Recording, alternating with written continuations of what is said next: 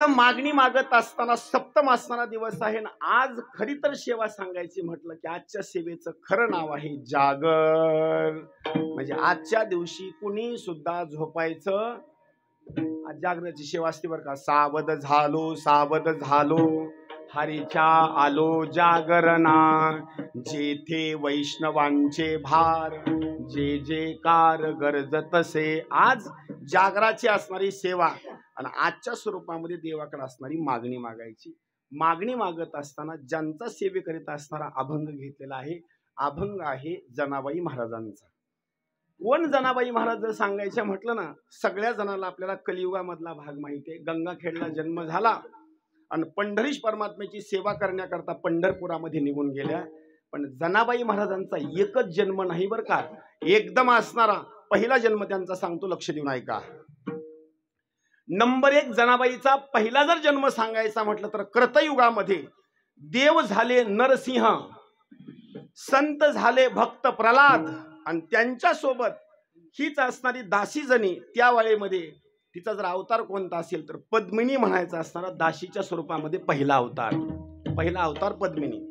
Number 2 त्रेतायुगामध्ये देव झाले प्रभू श्री रामचंद्रजी, संत झाले अंगद आणि हीच दासी जणी त्रेतायुगामध्ये झाली मंथरा. दुसरा अवतार.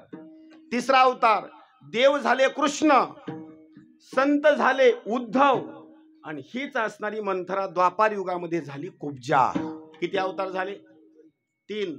चौथा अवतार जर सांगायचा म्हटलं, देव झाले पंढरीश परमात्मा विठ्ठल, संत झाले नामदेवराय आणि याच अवतारामध्ये या कलियुगामध्ये दासीच्या स्वरूपामध्ये जर अवतार घेतला असेल तर संत श्रेष्ठ जनाबाई महाराज. याच्याकरता एक प्रमाण सांगतो, काकड्यामध्ये आलेलं. अवताराच्या बसत नाही. चौयुगीचा भक्त नामा उभा कीर्तनी,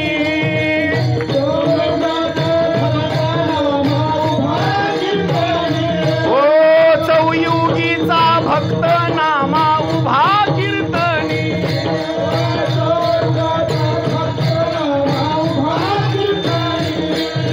पाठी मागे डोळे झाकून उभी ती जणी,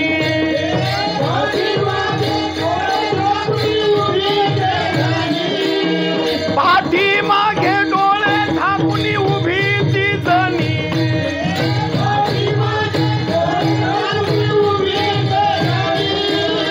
वाळवंटापासून महाद्वारापर्यंत चोराची मांदी उभे.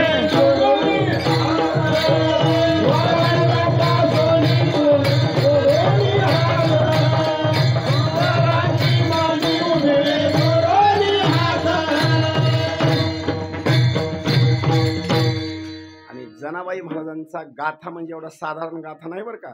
आतापर्यंत एवढेही भक्त होऊन गेले आणि आतापर्यंत एवढेही संत होऊन गेले, सगळ्यांनी देवाची भक्ती केली, पण देवाला मात्र कोणी शिव्या दिल्या नाहीत बरं का. लक्षात ठेवा. अनेक जणांचे गाथ्याचे अभंग किंवा गाथा, अनेक संतांचे अभंग इतर संतांनी लिहिले, पण एकमेव दासी जणी अशी आहे, जनाबाई महाराजांनी अभंग बोलायचा आणि विटेवरच्या परब्रह्मानं स्वतः हातामध्ये पेन घ्यावा, कागद घ्यावा आणि जनाबाई महाराजांचे अभंग लिहावे.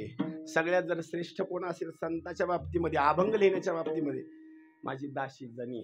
एवढंच नाही, आतापर्यंत कोणत्याही भक्तानं संतानं देवाला शिव्या दिलेल्या नाहीत. एकमेव फक्त दासी जनी अशी आहे की देवाला असणाऱ्या शिव्या दिल्या, पण त्या शिव्या सुद्धा साधारण नाही दिल्या बरं का, एकदम जबरदस्त स्वरूपामध्ये असणाऱ्या शिव्या दिल्या. ऐका शिवी. अरे विठा अरे विठा मूळ माईचा कारटा, अरे विठा अरे विठा मूळ माईचा कारटा,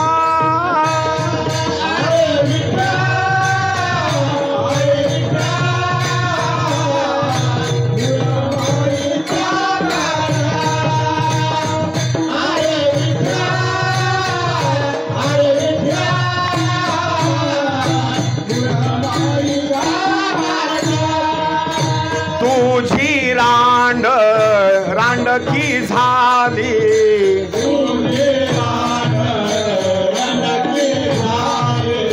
जन्म सावित्री चुडाल्याली,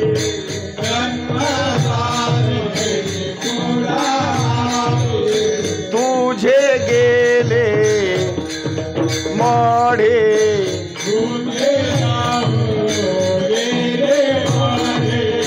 तुला पाहुणे काळ रडे,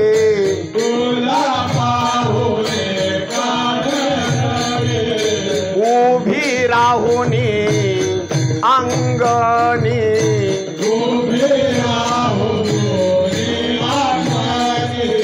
शिव्या देती दासी जणी,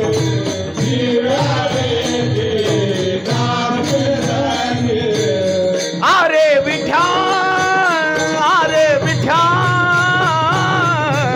मुळमाईच्या कारट्या, अरे विठ्या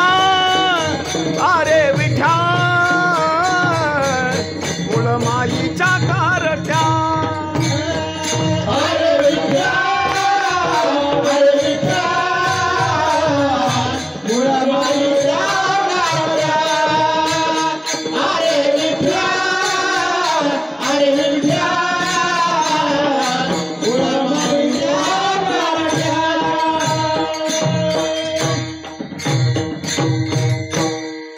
जनाबाई महाराजांनी देवाला सुद्धा असणाऱ्या शिव्या दिल्या, आणि त्या जनाबाई महाराजांचा असणारा एक गाथा, आणि त्या गाथ्यामधील असणारा आजच्या सेवेकरिता जो अभंग घेतलेला आहे तो मागणी प्रकरणामधला असणारा अभंग आहे. जनाबाई महाराजांनी मागणी मागत असताना या अभंगामध्ये स्वतः करता मागणी नाही, दुसरं जर बोलायचं म्हटलं तर इतर लोकांकरता मागणी नाही, देवाकरता मागणी नाही, पण मागणी मागत असताना त्यांनी संता करता आणि साधू करता असणारी मागणी मागितली. बरं कुठं मागितली?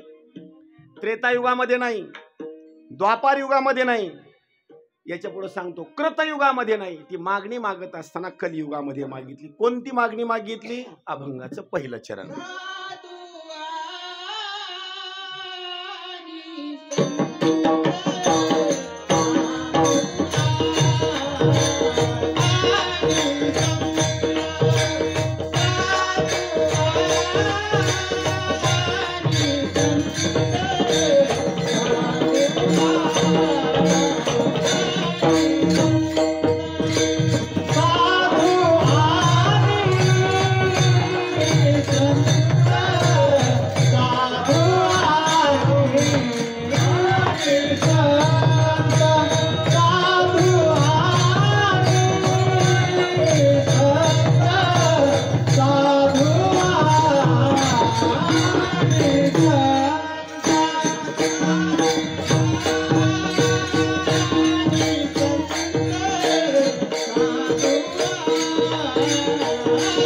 विठ्ठल विठ्ठल हा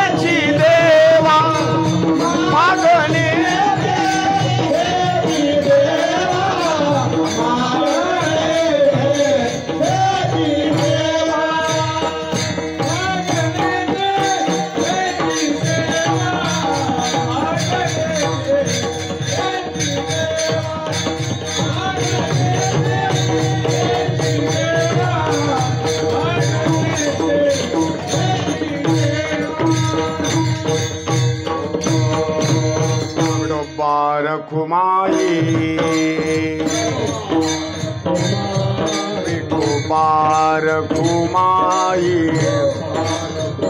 हा विठोबार घुमाई विठोबार घुमाई विठोबार घुमाई विठोबार विठोबार घुमाई विठोबार घुमाई विठोबार घुमाई विठोबार विठोबार घुमाई विठोबार विठोबार विठोबार घुमाई विठोबार घुमाई विठोबार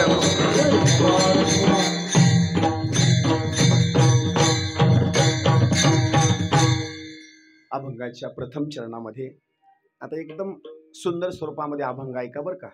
थोडं सुद्धा साईडला जाणार नाही. आधी थोडासा आवाज वाढवा बरं का. माझा आवाज बसलाय अगोदरच. अभंगाच्या प्रथम चरणामध्ये पहिला शब्द सांगितलेला आहे साधू. पहिला शब्द. तर का साधू शब्दाचा नेमका अर्थ काय होतो? जे का रंजले गांजले त्यासी मने जो आपुले तोची साधू ओळखावा देव तेथेची जाणावा. एक साधू. नंबर 2 दुसरं प्रमाण. नेमकं साधूला कलियुगामध्ये जन्म का? ज्ञानदेव सांगे दृष्टांताची मात. पुढलं काय लक्षात आलं का? इथं वर्णन केलेलं आहे. इथं जर तरुण जायचं असेल तर संगत कुणाची? साधूची. नंबर 1 पहिला शब्द सांगितला साधू. पण हा जो साधू शब्द आहे का नाही, त्या साधू शब्दाचे 6 असणारे भाग पडतात. ज्यानं 6 धोंड टाकले त्याचं नाव साधू. नंबर 1 इथं सुंदर स्वरूपामध्ये वर्णन केलेलं आहे. तुलसीदास महाराजांनी एक दोहा टाकला त्याच्याकरता असणारा.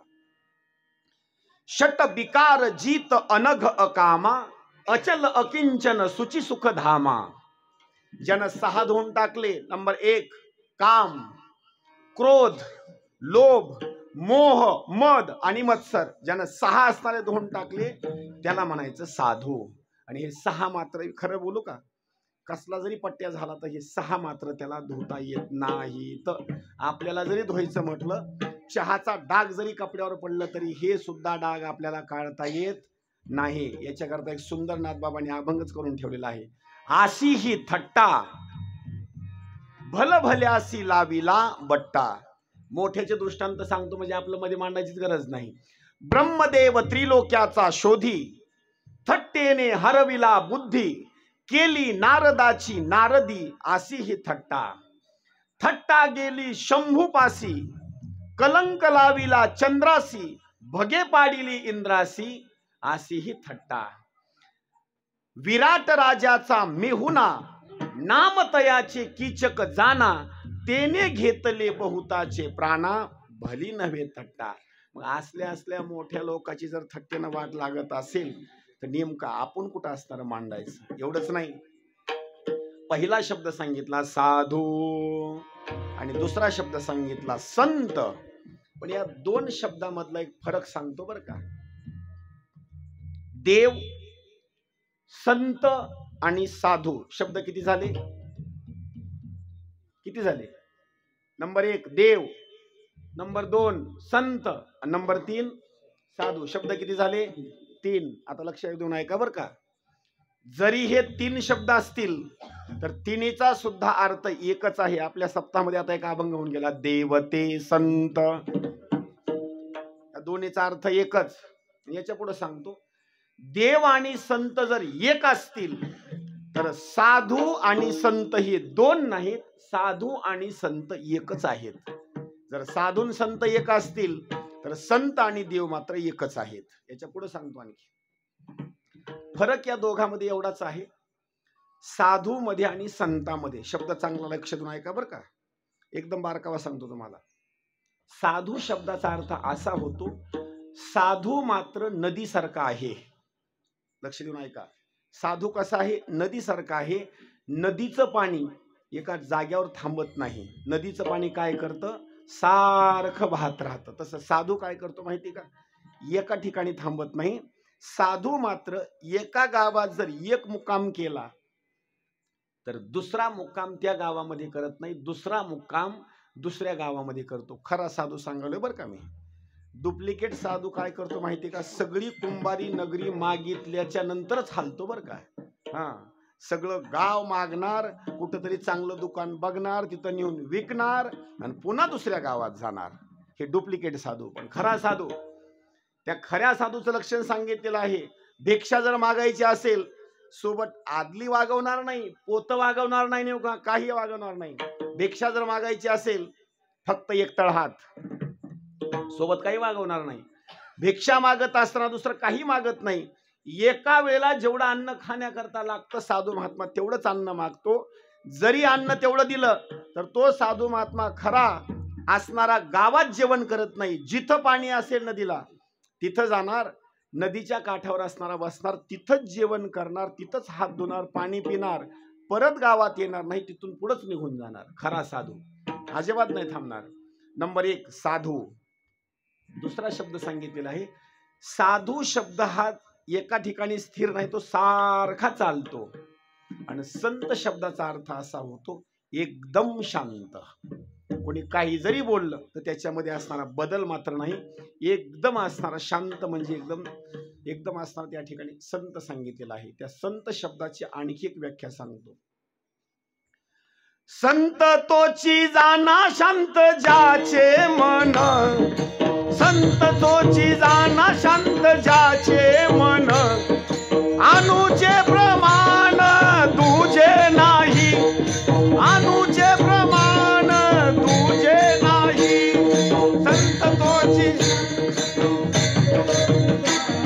संत तोची जाना शांत ज्याचे मन, अनुचे प्रमाण तुझे नाही, अनुचे प्रमाण तुझे नाही.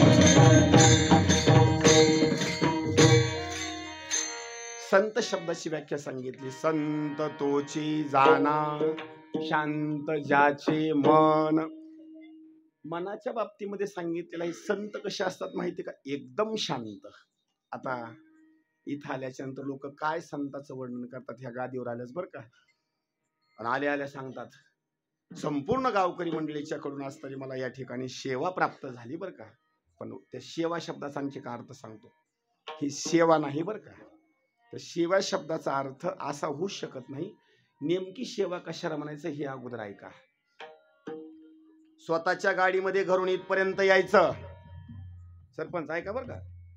स्वतःच्या गाडीत बसायचं, तिथून इथपर्यंत यायचं, पदरून डिझेल टाकायचं, इथं आल्याच्या नंतर पंगत जरी चालू असेल तर जेवण करायचं अजिबात करायचं नाही. याच्या पुढे सांगतो, कोणी चहा जरी केला, पाणी जरी पिण्याकरता दिलं, चहा घ्यायचा नाही, पाणी प्यायचं नाही. दादासारखी अशी हार जरी आणला तर महाराजांना गळ्यामध्ये घालायचा. बुक्का जरी लावू लागले तरी बुक्का सुद्धा लावून घ्यायचा नाही. कीर्तन करायचं आणि गुपचूप आपल्या गाडीत बसायचं, पैसे घेऊन नाही बरं का.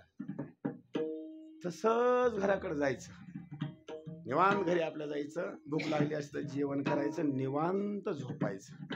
याला काय म्हणायचं, याला म्हणायची सेवा बरं का. आणि इथं आल्याच्या नंतर लोक सांगतात 9 ते 11 आमच्याकडे सेवा आलेली आहे, संपूर्ण गावकरी मंडळीने दिलेली आहे. मी असं म्हणत नाही बरं का. 9 ते 11 हरभऱ्याचं दिलेलं गुत्त आहे का, पैसे घेऊन चालला ना आता, बरोबर आहे का नाही. मग पैसे घेऊन चालल्याच्या नंतर सेवा शब्द कुठं लागतच नाही ना. सेवाचा शब्द कुठं लागतो, तिकडला शब्द काढायचा आणि इकडे यायचं. सेवा शब्दाचा खरा अर्थ सांगतो, ज्या माझ्या हनुमंतरायाने राम आणि सीतेचं मिलन करून दिलं. शब्द आहे काय, ज्या माझ्या हनुमंतरायाने रामाचं आणि सीतेचं मिलन करून दिलं.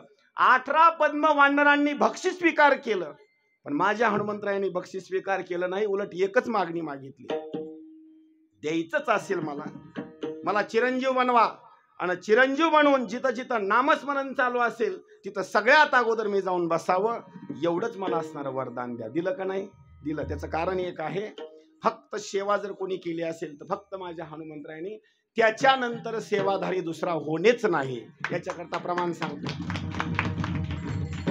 हनुमंतरायाकरता तुकोबारांनी प्रमाण टाकलं, सेव्य सेवक भाव जाणे तो मारुती। हा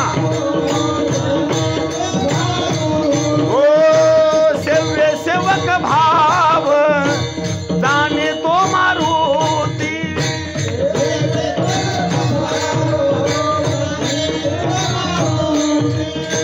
स्वामी सीतापती संतोषला, स्वामी सीतापती संतोषला।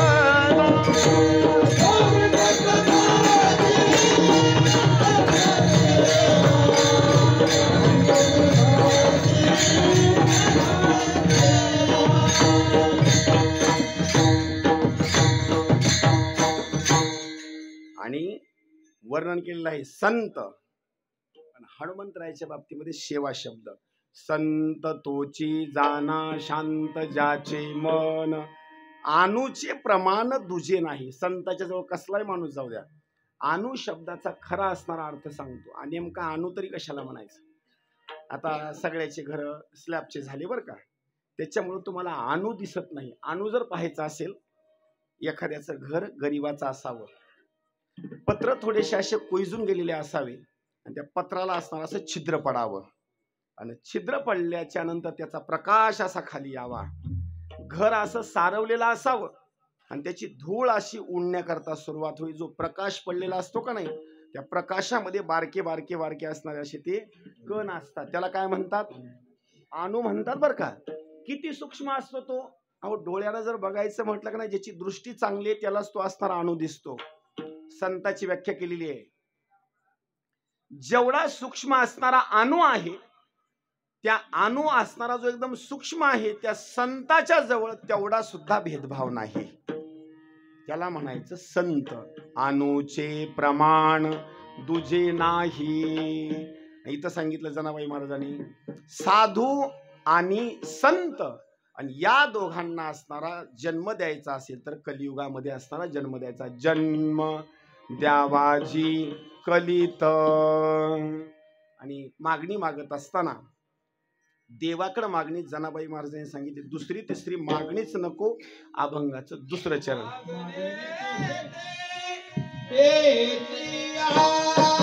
देवा देवा देवा मागणे हेची देवा,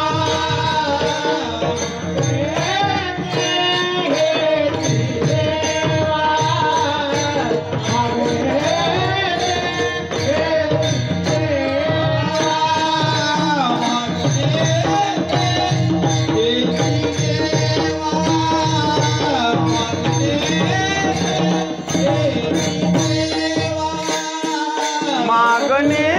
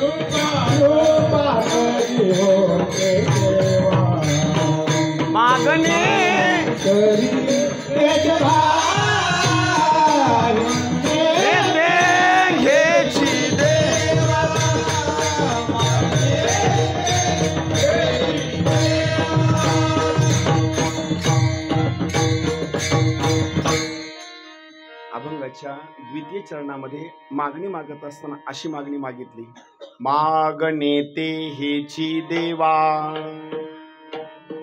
अन कृपा करी हो केशवा। आता मागणी मागत असताना चांगली लक्ष देऊन ऐका बरं का, देवाला मागणी मागत असताना कधीही सुख मागू नका बरं का, चांगलं वाक्य लक्षात ठेवा। देवाकडे गेल्याच्या नंतर देवाला कधीच असं म्हणू नका, देवा आम्हाला सुखात ठेव, असं कधी म्हणू नका बरं का। त्याचं कारण एक आहे, जर देवानं तुम्हाला सुखात जर ठेवलं, वाक्य चांगलं आहे का, देवानं जर तुम्हाला सुखामध्ये जर ठेवलं ना, देवाची तुम्ही कधीच आठवण काढणार नाहीत. त्याचं कारण एक आहे, बंगला आहे, गाडी आहे, जमीन आहे, अंगुराचा बाग आहे, देवाची आठवण काढायलाच टाइम नाही. लोक म्हणतात सप्त्याला जाऊ वाटाले बरं का, पण काय करावं महाराज, अहो कामच एवढं आहे का नाही, तिकडे जाताची ना. त्याचं कारण एक आहे बाबा, हे सुख मागितल्याच्या नंतर देवाची कधी आठवण येत नाही. माझ्या कुंती मातेनं देवाकडे मागणी मागत असताना द्वारकेला कृष्ण निघाला. त्यावेळेस कृष्णाने सांगितलं, आत्या काही पाहिजे का तुला? त्या आत्यानं मागणी मागावी, देवा दुसरं तिसरं काही देऊ नको. तू द्वारकेला चालला ना, देताच तुला येत असेल तर मला क्षणाक्षणाला संकट दे. किती? क्षणाक्षणाला संकट दे. कशा करता दे?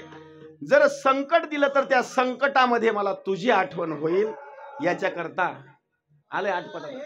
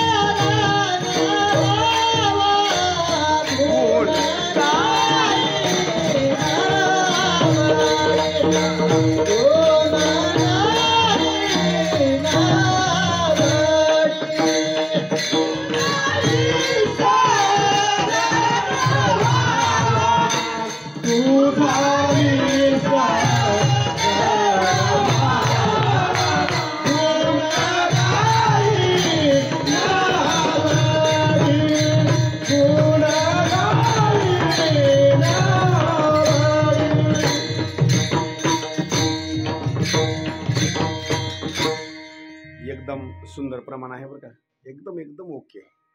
आता एक दृष्टांत सांगतो म्हणजे लक्षात येईल आपल्या. संभाजीनगरहून आता मी कीर्तन करून चालू आहे बरं का. आपला सप्ताहाची सुरुवात झाला का नाही, त्याच्या आदल्या दिवशी मी कीर्तन करून आलोय. कीर्तन 9ला सुरू झालं आणि 11:45 वाजले. आता किती वाजले?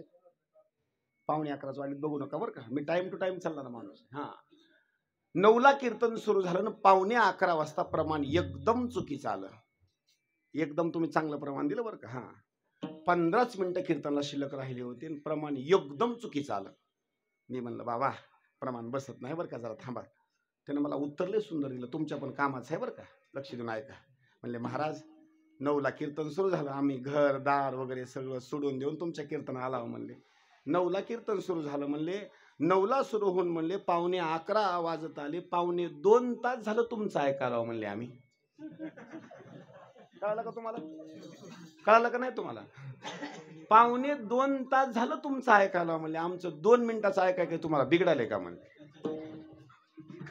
अशी काही माणसं आहे. तेव्हापासून मी निर्णय घेतला, कितीही चुकीचं म्हणा चलू द्या, आपलं काय अडचण नाही. म्हणलं हे बी बरोबरच आहे ना, सगळ्याचे प्रमाण जर बंद केले तर उच्चला राम महाराजाचं कीर्तन ऐकाय कोण येईल?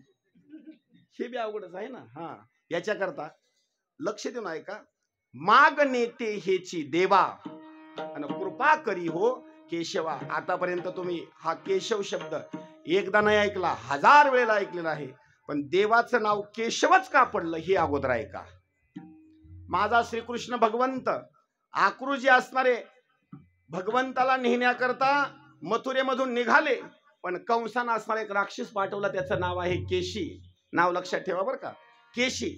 आणि केशी नावाचा दैत्य देवाला मारण्याकरता निघाला, त्यावेळेस त्यानं घोड्याचं रूप धारण केलं. आणि घोड्याचं रूप धारण केल्याच्या नंतर माझा श्रीकृष्ण भगवंत गायी राखू लागले. घोड्याचं रूप घेऊन आल्याच्या नंतर घोडा सज्ज होऊन तिथं आलेला आहे. त्या घोड्याचं म्हणणं असं होतं, मी दिसण्याकरता सुंदर आहे, कृष्ण येणार माझ्यावर बसणार आणि माझ्या पाठीवर बसला रे बसला, याला येथून जी उचलणार त्या डायरेक्ट मथुरेमध्ये घेऊन जाणार आणि कंसाच्या समोरच हजर करणार. तुमच्या मनामध्ये काय चाललंय मला कळत नाही. कळतं? कळत नाही, पण सगळ्याच्या मनामध्ये काय चाललं देवाला कळतं बरं का. न सांगता तुम्हा कळो येते अंतर, न सांगता तुम्हा येते अंतर, हा विश्वी विश्वांबर परिहार विश्वंभर परिहार परिहानावर आवरितावरी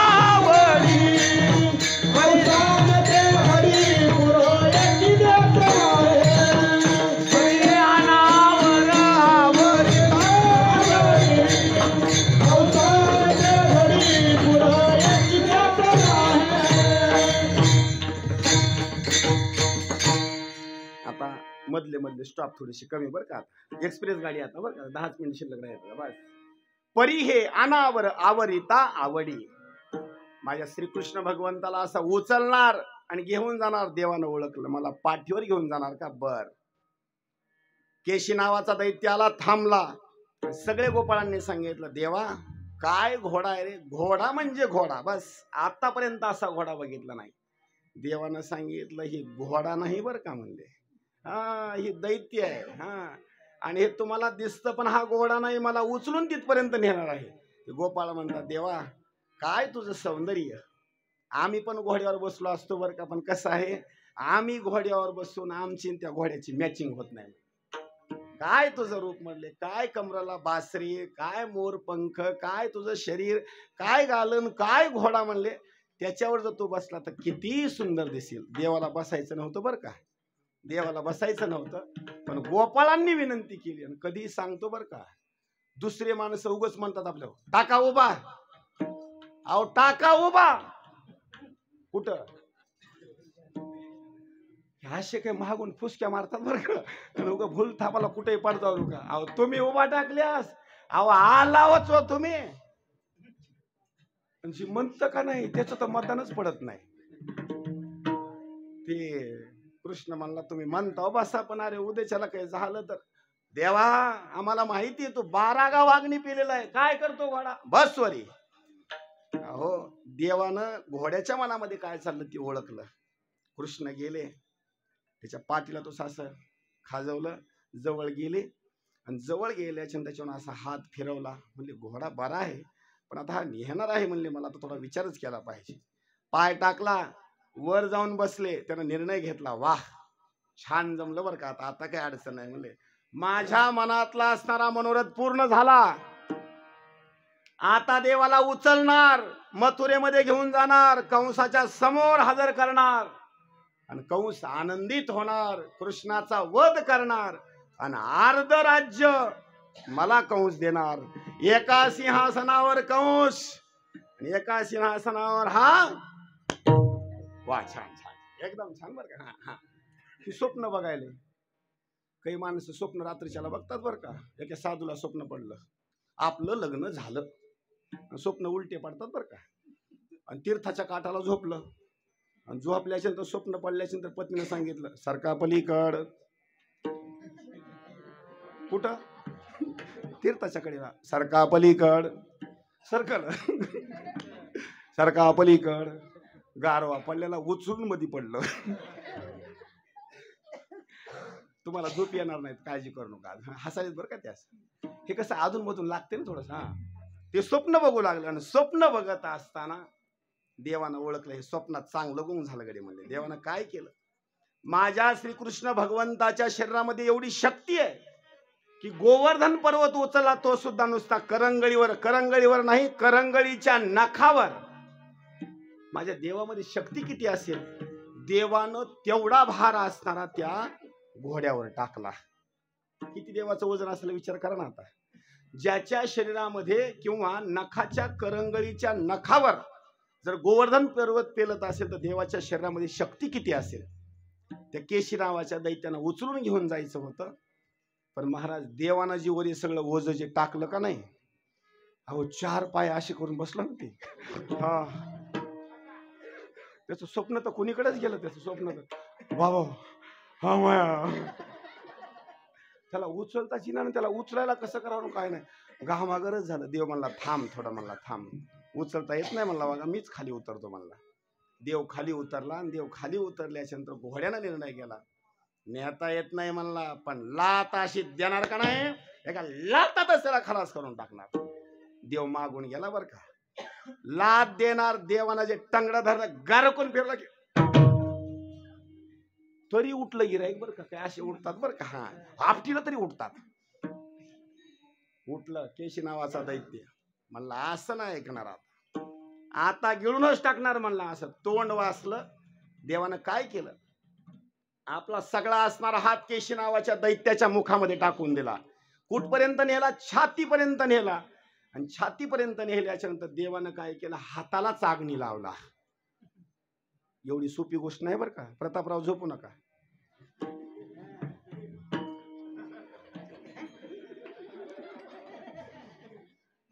हे कसं काम आहे माहिती का तुम्हाला सांगू का, भाद्रपद महिन्यामध्ये लक्ष्म्या बसतात बरं का.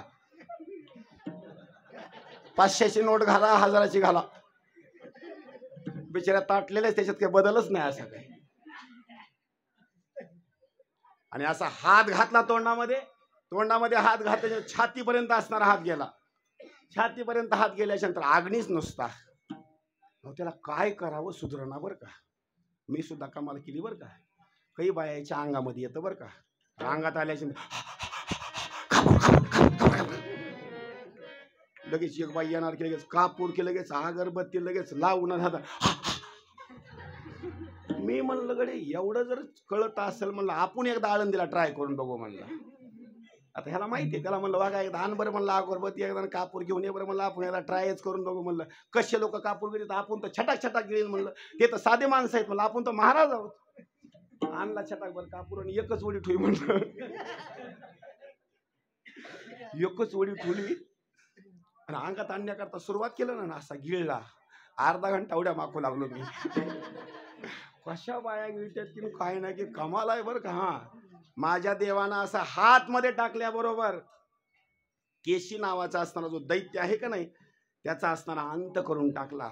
अंत केल्याच्या नंतर त्या केशी नावाच्या दैत्याच्या हृदयामधून एक ज्योत निघाली, माझ्या श्रीकृष्ण भगवंताच्या हृदयामध्ये जाऊन थांबली. त्या केशी नावाच्या दैत्यानं देवाला प्रार्थना केली, देवा मी आलो होतो तुम्हाला मारण्याकरता, पण तुम्ही मला कायमचंच मारून टाकलं, म्हणजे पुन्हा जन्म मरणाच्या फेऱ्यातून मला चुकवून टाकलं बरं का देवा. देवानं सांगितलं वरदान काय पाहिजे. काही नाही देवा, एकच वरदान द्या मला, इथून पुढल्या कालावधीमध्ये तुमचं नाव तुम्ही चलवू नका, माझं नाव तुम्ही चालवा. कोणतं नाव? माझं नाव आहे केशी, फक्त पुढी व लावा आणि केशव नाव चालवा. इथं जनाबाई महाराजांनी सांगितलं कृपा करी हो केशवा.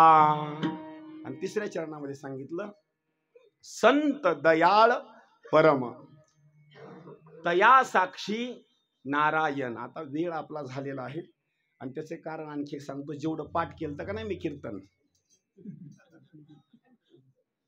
कळलं का, जेवढं मी पाठ करून आलतो का नाही एवढं मला सांगायचंय, तेवढं माझं भांडवल संपलं बरं का. आता त्याचं कारण एक आहे, किती जरी माणसानं पाठ केलेला असेल तर 11 वाजेपर्यंत सांगावं बरं का. म्हणजे लोक लय हुशार असतात, तू सांगत बस बाबा आता आमचे मी चलतो आता, बस तसं कधीच होऊ द्यायचं नाही. माणसाचा असणारा काही मोसम वगैरे बघायचं, कीर्तन सोडून द्यायचं. लोकांना असं वाटावं 15 मिनिटं आणखी कीर्तन चालावं बरं का पुढे. हा म्हणजे झोप येण्याची. लोक असे बहादर असतात ना, एवढे झोपी लोकांना बरं का. आता महाराज इथं शेवटच्या चरणामध्ये वर्णन असं केलेलं आहे, जणी म्हणे ऐसे साधू आणि तयापासी तो गोविंदू. शेवटच्या चरणामध्ये गोविंद असणारं नाव आलेलं आहे. ते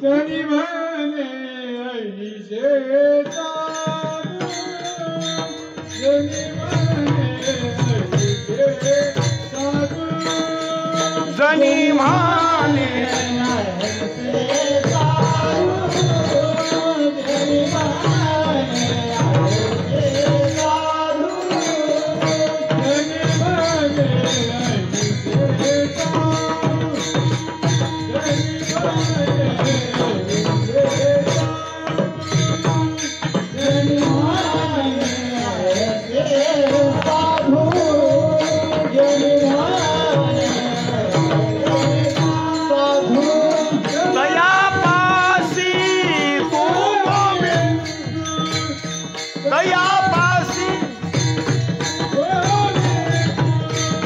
मागणे तेची देवा,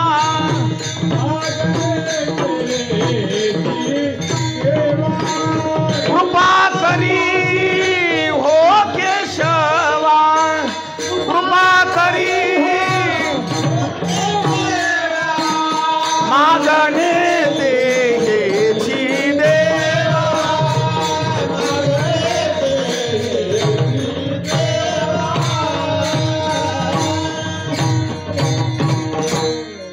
देवाच्या शेवटच्या चरणामध्ये एकच असणारं नाव सांगतो तुम्हाला. विष्णू सहस्रनामामध्ये 1000 नावापैकी असणारे एक नाव आहे गोविंद. आणि हे गोविंद नाव सुद्धा देवाचं का पडलं एका मिनिटामध्ये सांगतो. इंद्रानं काय केलं, गोवर्धन पर्वताची पूजा केल्याच्या नंतर हत्तीच्या सोंड एवढा असणारा पाऊस पाडला. देवानं गोवर्धन पर्वत वर उचलला. 1 आणि 2 वर्षापर्यंत नाही, काही दिवसाचा कालावधी निघून गेल्याच्या नंतर इंद्राला असं वाटलं सगळेच लोक मेले असतील पावसामुळं, पण देव तारी त्याला कोण मारी. अहो देव आले. इंद्र भगवंत आल्याच्या नंतर इंद्रानं पाहिलं तर जी पहिली गाय 2 लिटर दूध देत होती, पाऊस पडल्यामुळं एक गाय एका वेळेला 5-5 लिटर दूध देत होती. कशामुळं? पाऊस पडला आणि पाणी भरपूर झालं. इंद्राचा गर्व कमी झाला आणि देवाच्या लक्षामध्ये आलं इंद्राचे की हा साधारण माणूस नाही, हा गवळी नाही, हा सगळ्याचा असणारा ईश्वर आहे. मग यांची काहीतरी आपण महापूजा वगैरे असणारे करायलाच पाहिजे. म्हणून काय केलं इंद्रानं, जवळचा स्क्रीन टचचा मोबाईल काढला, 5G बरं का, 8805096869 डायरेक्ट वरी फोन लावला. कुणाला? कामधेनूला. दीदी तू एक ये आणि तुझं असणारं ते पिल्लू वासरू सुद्धा घेऊन ये. कामधेनू आली स्वर्ग लोकातून आणि आल्याच्या नंतर कामधेनूनं साक्षात स्वरूपामध्ये श्रीकृष्ण भगवंताचा दुधाना असणारा अभिषेक केला स्वर्गातल्या कामधेनूनं. आणि अभिषेक केल्याच्या नंतर देव प्रसन्न झाले म्हणू लागले, कामधेनू तू आजपर्यंत माझा असा अभिषेक कोणी केला नाही, तू कामधेनू आहेस आणि माझी एक विनंती आहे, तुला काही मागून घ्यायचं असेल तर मागून घे. त्या कामधेनूनं सांगितलं, देवा मी आले कुठून? गोलोकातून. माझी एकच विनंती आहे, इथून पुढल्या कालावधीमध्ये तुम्ही माझं नाव चालवा. देव म्हणतात, कोणतं नाव चालवायचं? गोलोकातून मी आले आणि इथं मला गोलोकातून आल्याच्या नंतर विंद दिसले म्हणजे तुमचे चरण दिसले मला. फक्त एक माझी विनंती आहे, इथून पुढं माझं नाव तुम्ही चालवा. गो म्हणजे गाय आणि विंद म्हणजे भगवंताचे असणारे चरण.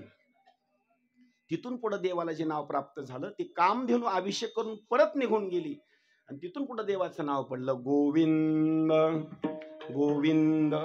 आता या अभंगावर बोलायचं म्हटलं का नाही, मी तुम्हाला सकाळी 4 वाजेपर्यंत उठू देत नाही. पण कसं असतं माहिती का, काही दंडक असतो, नेम असतो. म्हणून झालेली सेवा तुम्ही संत माईबाप तुमच्या चरणी मी समर्पित करतो. पाठ केलेलं भांडवल झालं असं गृहीत धरा तुम्ही सगळ्या जणांनी. झालेली सेवा हनुमंतरायाच्या चरणी, पंढरीश परमात्म्याच्या चरणी समर्पित करतो आणि इथंच असणारे थांबतो. सगळ्यांनी एकदा माऊलीचं भजन करा. ज्ञानेश्वर माऊली ज्ञानराज, ज्ञानेश्वर माऊली ज्ञानराज, माऊली तुकाराम, तुकाराम तुकाराम तुकाराम तुकाराम, तुकाराम तुकाराम तुकाराम तुकाराम.